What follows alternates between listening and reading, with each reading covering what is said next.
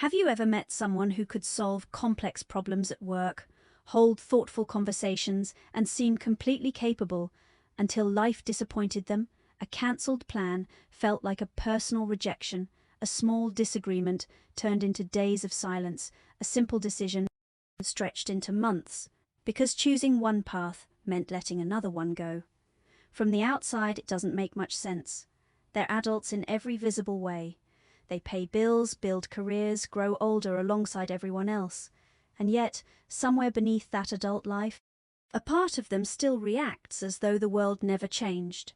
Most people call this emotional immaturity, but that phrase explains surprisingly little, because growing older happens automatically. Growing emotionally doesn't. Every birthday changes your age. Very few experiences change the way your mind understands love, safety, disappointment, or loss. Maybe that's why emotional growth is so difficult to recognize. It doesn't happen because time passes. It happens when an old way of surviving quietly becomes unnecessary. And that's where many people unknowingly stop growing, not because they refuse to change, but because the mind rarely lets go of a strategy that once kept it safe. Imagine a child who learns that every mistake is followed by criticism years later. They don't live in that house anymore, the voices are gone, the people are different, but every new challenge still feels strangely familiar, not because the present is dangerous, but because the past has quietly become the measuring stick for everything new.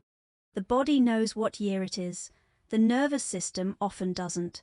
We like to believe we react to the world as it is, but more often we react to what the world reminds us of, and that may be one of adulthood's quietest illusions. Think about the last time you stared at a message before replying, you rewrote it once, then again, then decided to wait until you found the right words.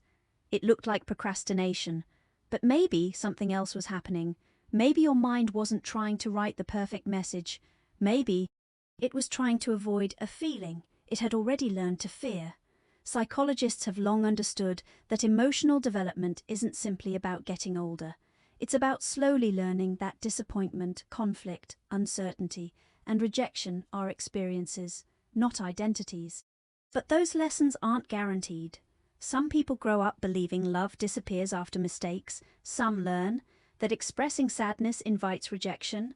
Others discover that being ordinary means becoming invisible. Those lessons don't stay as childhood memories. They become predictions, and that changes everything because memories belong to the past. Predictions quietly shape the future. Without even realizing it, we begin expecting every new relationship to end the way an old one did, every opportunity to become another disappointment, every disagreement to become another goodbye. The world hasn't become smaller, our expectations have. That's why emotional immaturity is so often misunderstood. It isn't always loud. Sometimes it wears a promotion, sometimes it hides behind intelligence, sometimes it looks like someone who spends years preparing for a life they never quite begin. The entrepreneur who never launches. The partner who leaves the moment love becomes ordinary. The employee who keeps searching for their real calling while quietly postponing the only life they actually have. From the outside, those choices seem completely unrelated, but underneath them lives the same silent question. What if this ends the way it did before? The human mind is remarkably loyal once it discovers a way to survive pain. It keeps repeating that strategy long after the danger has disappeared. Perfection once protected us from criticism, distance once protected us from rejection, silence once protected us from conflict, avoidance once protected us from failure. Over time, those strategies stop feeling like choices.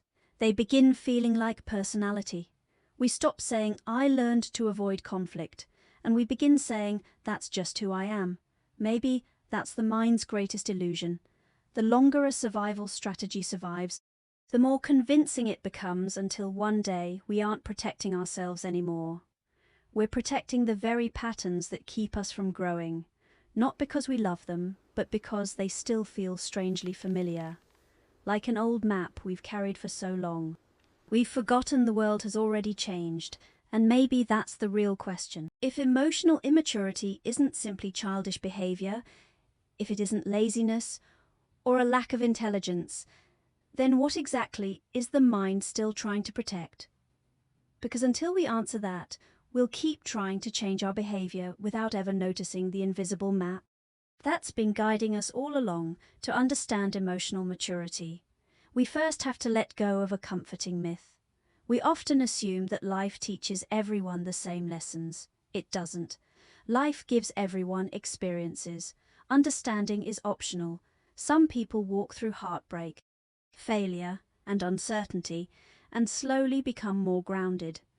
Others walk through those very same experiences, yet somehow keep reliving the same emotional chapter with different people, different places, and different names.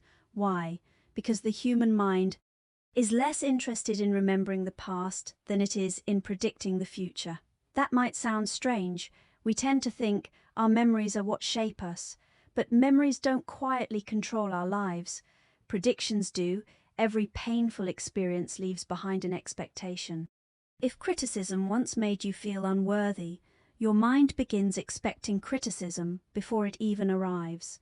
If love once disappeared without warning, closeness starts to feel temporary. If failure once brought shame, every new beginning quietly feels like another ending. The past survives because the future keeps rehearsing it. Imagine trying to explore a city using an old map.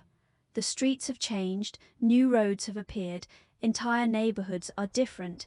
Yet every wrong turn convinces you that the city is confusing. It rarely occurs to you that the map belongs to another time. Emotional immaturity works much the same way. The world changes, the emotional map doesn't. That's why two people can experience the exact same moment. One hears constructive feedback, the other hears proof. They'll never be enough. One experiences a disagreement, the other prepares for abandonment. The event is the same, the map is different, and because we can't see our own map, we mistake it for reality. We don't think this is an old expectation. We think this is simply how life is. That quiet misunderstanding can last for decades. It also explains something else that seems completely unrelated. Why do some people stay endlessly attached to potential? Because potential never argues back. As long as the novel isn't written, it can't be criticized. As long as the business isn't started, it can't fail. As long as the relationship exists only in imagination, it never has to survive ordinary Tuesdays, difficult conversations, or unmet expectations. Potential is safe because it asks for nothing. Reality always asks for something in return. It asks for patience, for repetition, for imperfection. And if your emotional map taught you that imperfection is dangerous, waiting begins to feel wiser than beginning. Many people believe they're waiting for confidence. Maybe they're waiting for something else, a future where the past can no longer happen. But that future never arrives because every tomorrow is eventually lived as today.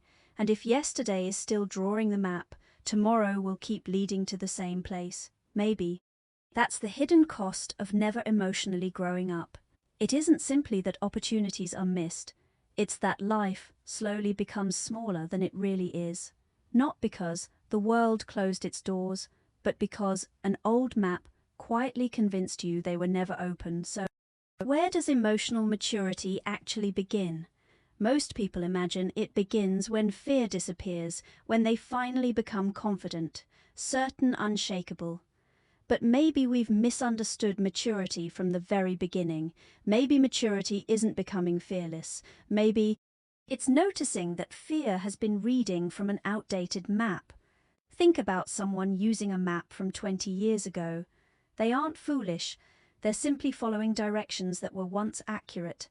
Every wrong turn feels like proof that the world is confusing. It rarely occurs to them that the map has expired. Our emotional lives work much the same way.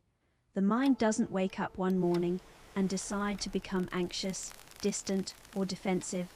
It simply keeps following the routes that once led to safety. That's why awareness changes so much, not because it erases the past, but because it quietly separates memory from reality. For the first time, you begin to notice that two conversations are happening at once. One belongs to the present, the other belongs to an older version of yourself. And maybe emotional maturity is nothing more mysterious than learning which one deserves your attention. That doesn't mean the old fears disappear. Some of them may stay with you for a long time. The difference is they stop introducing themselves as facts. They become what they have always been. Predictions, not promises, and that creates a kind of freedom that rarely looks dramatic. It looks like staying in a difficult conversation instead of escaping it, beginning before you feel completely ready, allowing someone to misunderstand you without believing you'll be abandoned, choosing one path without needing to know where every other road might have led. From the outside, those moments seem ordinary. Inside, they are quiet revolutions because every one of them is saying the same thing. I no longer need yesterday to explain today. Maybe that is what growing up has always meant. Not becoming a different person, not forgetting the past, not winning some endless battle against fear, but realizing that the map, which once protected you, was never meant to become the landscape you lived in forever. The world kept changing, so did you. The only thing that remained frozen was the map. You learnt to trust, and maybe the greatest sign of emotional maturity isn't that you stop carrying it. It's that, before deciding where to go, you finally remember to look out the window, because there comes a quiet moment in every life when reality becomes more trustworthy than memory, and perhaps that is the moment we truly begin to grow.